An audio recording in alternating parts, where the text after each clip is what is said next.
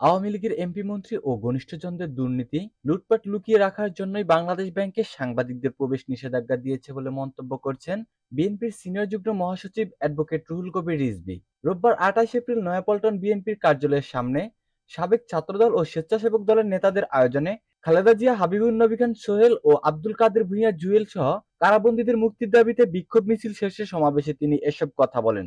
এ সময় তিনি আরো বলেন, বাংলাদেশ ব্যাংকে সাংবাদিকদের যাওয়া নিষেধ, একটা অলিখিত ঘোষণা দিয়ে কেন ব্যাংকে কত টাকা চুরি হয়েছে আর এই টাকা যারা লোপাট করেছেন তারা হয় আওয়ামী লীগের এমপি ছিলেন বা আছেন, অথবা মন্ত্রী অথবা আওয়ামী লীগের ঘনিষ্ঠ। এই তথ্যগুলো যাতে সাংবাদিকরা না পায়, ব্যাংক লুটের এবং দুর্নীতির চিত্র যাতে সাংবাদিকরা না পায়, এই কারণেই এই নিষিদ্ধ করা হয়েছে।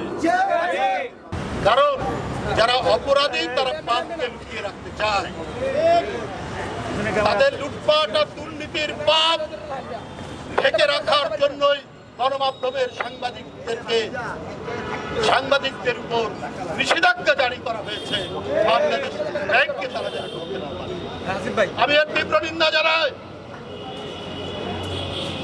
এই হরিলুটের সরকার, এই মহাদুর্নীতির সরকার, এই মহাচোরদের লালন পালনের সরকার, এরা আর ক্ষমতায় থাকলে মানুষের ঘর বাড়ি বসত ভিটা এরা সব বিক্রি করে দেবে।